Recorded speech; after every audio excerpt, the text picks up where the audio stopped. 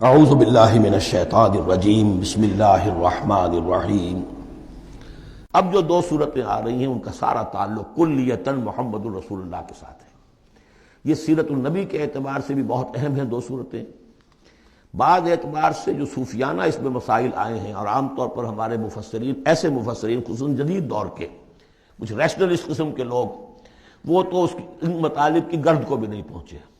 ہمارے جو پرانے مفسرین ہیں، چونکہ ان کا ذوق جو ہے وہ ان کے اندر، وہ ذوق بھی اندر ہے موجود ان کے اندر، اسلام کے اور دین کے باطنی حقائق، قرآن کے باطنی حقائق کا، تو میں اس کے حوالے سے چند چیزیں آپ کو بتاؤں گا۔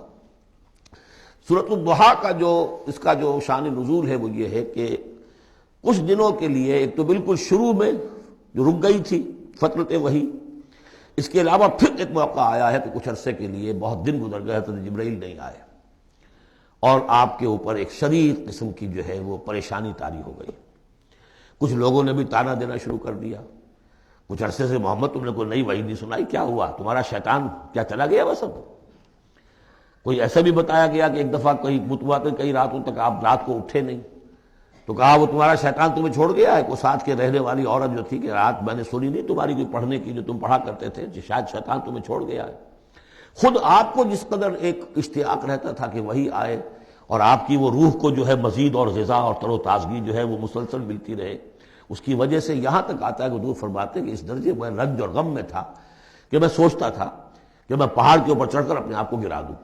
بربنائے طب بشری، اس درجے حضور کے اوپر جو ہے یہ شاخ گزر رہا تھا کہ وہی کیسے بند ہو گئی۔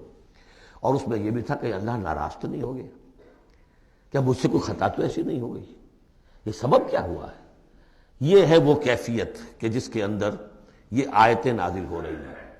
اور اب آپ اس کو سمجھ لیجئے کہ اس کا نفسیاتی اور انسان کی باطنی کیفیات کے ساتھ کیا تعلق ہے۔ انسان پر دو طرح کی کیفیات طاری ہوتی رہتی ہیں، جیسے میں نے پہلے ایک دفعہ آپ کو بتایا صدیق اور شہید کے درمیان جو فرق ہے بنیادی، کہ کچھ بنیادی طور پر لوگ ایکسٹروورٹس ہوتے ہیں، کچھ بنیادی طور پر انٹروورٹس ہوتے ہیں۔ ایکسٹروورٹس کھیل کود بھاگ دوڑ، لوگوں سے ملنا جلنا، گفتگو ہے، اسے دھکا دے دیا، اس سے مذاق کر لیا، اسی میں وہ خوش رہتے، بڑے مگن رہتے، تنہائی انہیں کاٹ کھانے کو دوڑتی ہے۔ اور ایک انٹروورٹس ہوتے ہیں کہ وہ مجلس وغیرہ کو نہیں ہوتا، اپنے تنہائی میں کہیں بیٹھے ہیں، غور و فکر کر رہے ہیں، سوچ بچار کر رہے ہیں، انہیں وہ مجلس سے زیادہ اپنا گوشہ تنہائی جو ہے وہ زیادہ عزیز ہوتا ہے۔ تو یہ دو مزاج اللہ نے بنائے ہیں۔ اسی طرح ہر انسان کے اوپر آلٹرنیٹلی کچھ کیفیات آتی ہیں جس کو ہم کہتے ہیں میرا موڈ آف ہے۔ ایک طرح قبض سا ہو جاتا ہے طبیعت میں بندش سی ہوتی ہے، کسی وقت اسی شخص کے اندر پھر انشراح سا ہو جاتا ہے، پھر ہنسنے بولنے کو جی چاہتا ہے، گفتگو کرنے کو جی چاہتا ہے۔ تو یہ کیفیت جب انسان کی روحانی زندگی سے متعلق ہو جائے تو اس کو پھر صوفیہ نے نام دیا قبض اور بسط۔ کبھی طبیعت میں انشراح ہے، انبساط ہے، طبیعت جو ہے وہ آمادہ ہے، ہر چیز میں روشنی کا پہلو آدمی دیکھ رہا ہے، ہر چیز کے اندر آپ کو معلوم ہے ایک تاریک رخ بھی ہوتا ہے کسی معاملے کا اور روشن رخ بھی ہوتا ہے، اس وقت انسان روشن رخ کو دیکھتا ہے۔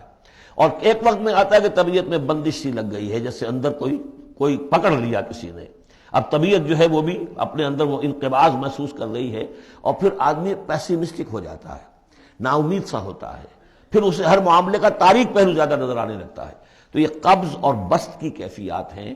جب کبھی قبض کی کیفیت ہو، قاضی ثناء اللہ پانی پتی رحمۃ اللہ علیہ نے تفسیر مظہری میں لکھا ہے کہ قبض کی کیفیت میں اس صورت کا پڑھنا تریاق ہے، جس طرح حضور صلی اللہ علیہ وسلم کے لیے گویا کہ اس وقت جو وحی کا بند ہو جانا تھا وہ گویا کہ ایک طرح کے انقباض اور قبض کی کیفیت پیدا ہوئی تھی۔ صدق اللہ العظیم۔